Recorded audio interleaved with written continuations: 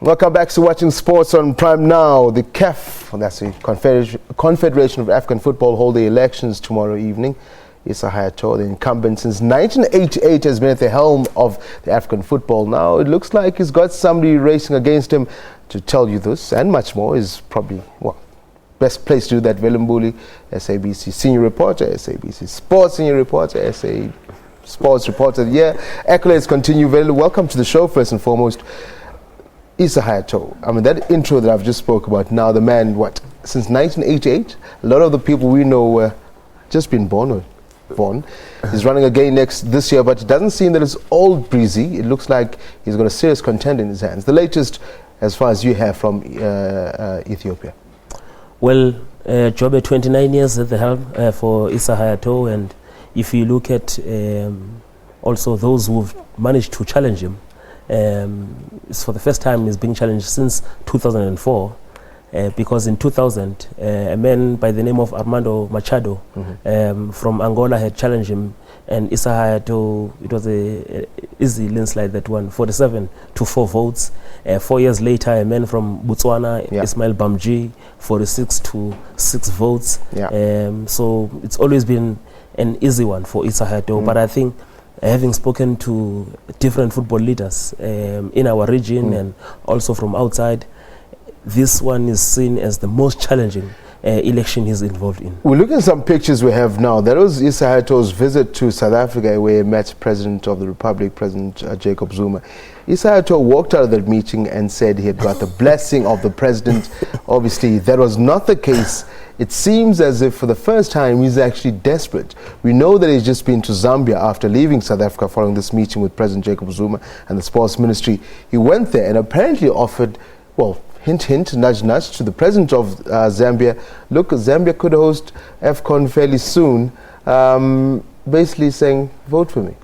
You know, the challenge that Issa Hayatou is facing right now is that, unlike in the past, you've got a group of new football leaders that have been ushered in. You have a situation where even in our region, there's 14 regions, 14 countries in the COSAFA region, but which is SADC in political terms. But you have more than 10 or 11 of them who are new. Some of them have not even finished 3 months in the office. So this is the challenge, because some of them, they don't come with any baggage. They owe him nothing from the past. And all they are calling for is this ticket of change. And I think also another master stroke was the visit of FIFA president Gianni Infantino. You remember he was here in South Africa for a 2-day executive summit.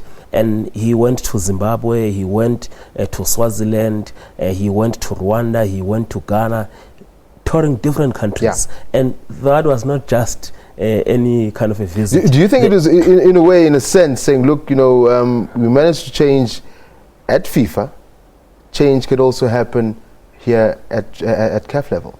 Remember, Jobe, last year in Kigali, a CAF executive committee passed a resolution that Africa will back Sheikh Salman Al Khalifa from Bahrain in the FIFA elections.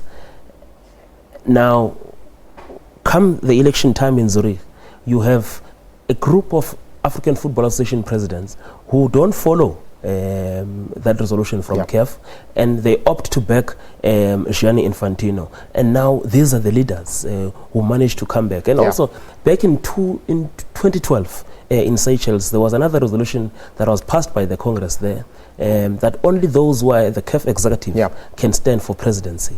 So now there's been this situation there where no one wants to stand against Issa Hayatou. But came this man, Ahmad from Madagascar, who decided that, you know what, after having been approached by more than 15 FA presidents to say, I will do it. Let's come back to that. I mean, you mentioned something earlier before we came on air whilst we're chatting outside, is the fact that things are not all cozy out in Addis Ababa. It does seem that winds of change are blowing. What's the latest as far as the journals, the reporters out there? What do they tell you? What's happening? It's very difficult. It's very difficult. In fact, at this stage, it's difficult. It's just like a football match. Where it's game of two halves, so to speak. Exactly. It's difficult to predict on what will happen. But there's a strong sense that there's about to be something big. Change is coming in African football after more than 29 years where we've been ruled by a man who was ruling with an iron fist, that something will happen. And also, it's also a situation where even if Issa Hayatou wins tomorrow, there is no guarantee that he will even go more than 2 months in that office, because remember, already there are charges that are being brought forward by law enforcement agencies in Egypt, which has got to do with the latest Lagadia deal that was signed, a deal that is making it difficult even for a company to broadcast some of the games. Which has always been a sticky point, isn't it, when it comes to Issa Hayatou? Some saying that the reason why he does not want to let go is because of that itself. There's so many things behind the scenes that will come out. We know that there are a lot of implications. In fact, the question was, how come was he not implicated, in particular with FIFA, the corruption scandal, with Sepp Blatter, who, he's been a staunch supporter of Sepp Blatter. In fact, that is also delicious, because remember, there's got to be some integrity check before he's even eligible for election at this time, because automatically as the president of CAF, you serve as the vice president at FIFA. So they have to go through that. Even some of them, the others will be going for FIFA Council tomorrow as well. Remember, even Denis Jordan was supposed to go for this FIFA Council, but he withdrew from this, and now he's only standing for the CAF election to be in the CAF executive tomorrow. So there is this serious issue that Issa Hayatou has got. In fact, many, especially those who are in Edis, we've been communicating with some of them, they even believe that whatever happens tomorrow, even if he remains in that seat, it could be another Blatter situation where he's only there for 1 or 2 weeks, and already there's got to be change. That man we see on screen now, Danny Ordance, we see in there speaking with Sports Minister Velile Mbuli. He's had a swing at the hot seat in Africa.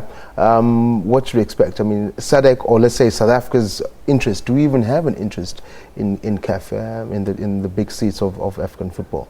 You will recall that the only region, or the first region to back Ahmad, was the COSAFA region, and that decision was taken here in Hyde Park, where they were meeting, and it was an easy decision because Ahmad comes from Madagascar. He is one of them, and in that very same council that said that that's where they decided that they were going to back Denis Jordan for the FIFA Council, and they're also backing him for the CAF executive, together with Frans Mbindi, who is coming from Namibia, because one of the resolutions they took there is that they will only be backing sitting presidents of the FAs. So I think that's still what they are going for tomorrow. You remember, one of the people who are standing, because for the Southern African region, there's only four candidates, but there's only 2 seats available. And one of those who is also sitting is the current deputy president, vice president to Issa Hayatou, Suketu Patel, who's the former president of COSAFA. But it doesn't look like at this stage he will be getting that backing. But there's something that is also disturbing. And I think we are fortunate as South Africans that we don't have a government that is imposing itself on football matters, because as much as COSAFA has taken this decision, but about 3 countries have been told, their football association presidents have been told that they should vote for Issa Hayatou. If they don't vote for Issa Hayatou, funding will be withdrawn. The sitting president might lose his job. Velile Mbuli, it's always a pleasure speaking to you. Unfortunately, we've run out of time. Keep an eye out for tomorrow. You'll obviously keep us updated in terms as far as that's concerned. Definitely by this time we should know. Velile Mbuli, SABC News senior reporter, SABC senior reporter, speaking to us right here on Sports on Prime with regards to the CAF elections happening tomorrow evening, Ethiopia, Addis Ababa. In fact, you've got 2 journalists up there. We'll try and cross them tomorrow evening to get the latest in how it was received. We'll take a quick break on Sports on Prime. When you return, we're off to Potchefstroom. We've got some athletics going underway, the Athletics South Africa Speed Series. Stay with us. Udo Carlson coming up after this.